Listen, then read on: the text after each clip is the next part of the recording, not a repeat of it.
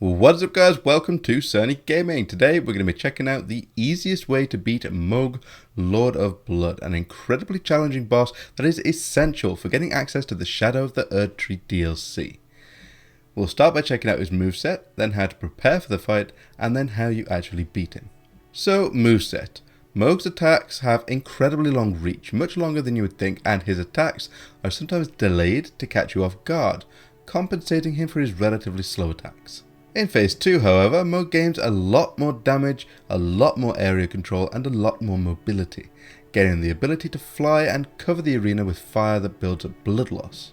In Phase 1, Mohg's ranged attacks are pretty limited. He can throw scatters of blood flame at you in an arc or in a straight line.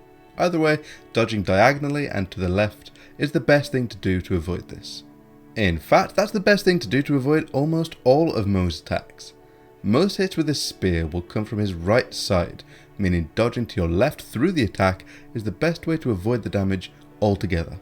Fighting Mohg in close quarters isn't quite so simple though.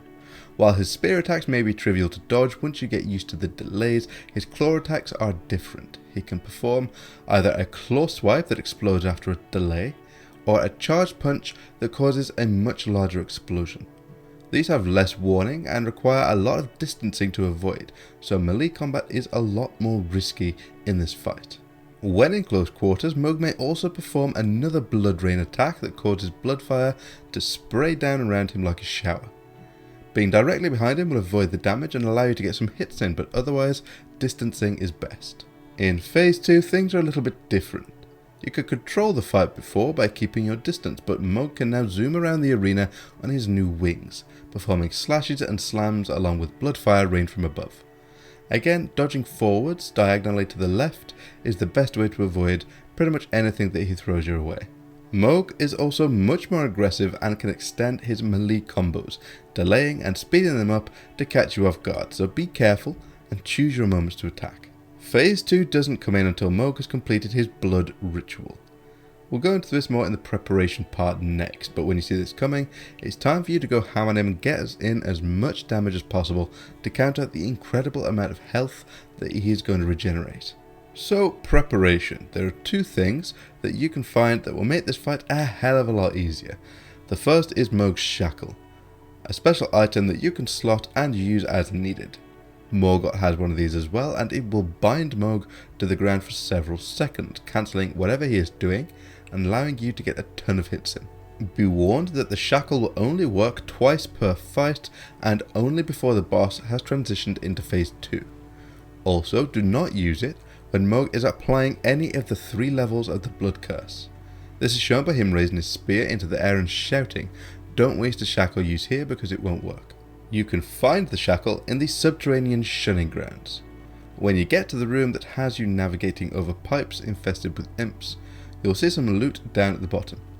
On the far side is Mohg's Shackle, guarded by a pair of giant lobster snipers. Be careful, they're actually quite a tough fight. Now the next thing you're going to need is the Purifying Crystal tier. This is a special item that can be added to your flask of Wondrous Physique and will almost completely protect you from Mohg's blood curse. The blood curse is what marks Mohg's transition into Phase 2, giving him wings, healing him for a ton and pretty much killing you if you don't have this or spam heals throughout the curse where possible. You can use the Purifying Crystal tier at any point during the fight. You don't have to wait until the curse starts, which will be when Mohg hits around about half health. With the Purifying Crystal tier in effect, you can pummel Mohg with your hardest hitting attacks to counter most or all of his healing. The Purifying Crystal tier is found in the Altus Plateau region. You will need to travel to the second church of Marika and put down a challenging enemy called Eleonora, who wields a twin blade of the same name and casts powerful Dragon Call incantations. She is central to Yura's questline. So with your Purifying Crystal tier in your flask and Mohg's Shackle on your bar, you're ready to fight. Here's how to beat Mohg himself. When you enter the fight, use your flask of Wondrous Physique straight away and it will protect you throughout the fight. Get as close to Mohg as you can to be ready to attack and hit the Shackle. This will pin him to the ground, allowing you to get a huge head start on him. When he gets up, wait a second and see if he's going to do the first part of the blood curse, and if not, or when he's done doing it, use the Shackle again and repeat. By this point, if your damage is high enough, then Mohg should be entering Phase 2 or even dead. but if not, you'll have to go toe to toe with him for a bit, but phase 1 isn't too tough. Dodge forward and left through his attacks, and don't stay close in front of him for too long. And if you see him drop his spear down to point at you, be prepared to dodge to the side as he thrusts it forward. Now, that's a good opportunity to get round behind him and get some hits in. On to phase 2, and it is essential that you save up as much of your damage output as you can for this part. As soon as Mohg starts channeling the blood curse, go all out on him. He is about to heal by a lot and enter a much more challenging phase, so the more damage you can do, the better. If your damage is high enough, you can even kill him before he even transitions into phase 2. Now you need to play more conservatively.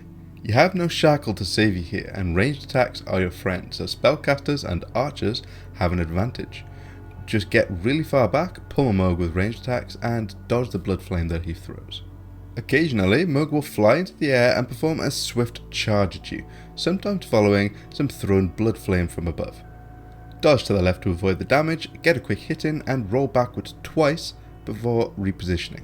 As a melee character, this part is even more important. Mohg has a lot of really nasty melee attacks, but that gap closer leaves him briefly open to attack, so get a jump attack in and then back away, always dodging twice to avoid the potential claw swipe counter. If you see Mohg charging up a flaming punch explosion, that's a good opportunity to get a hit or two in, since it has a decent recovery time. Play it safe, and remember, Mohg is exceptionally weak to bleed, oddly enough. You don't need to run an arcane build to slap bleed on a couple of weapons and hit him with a jump attack every chance you get. You will melt his health and put him down in no time, probably before he even gets into phase 2.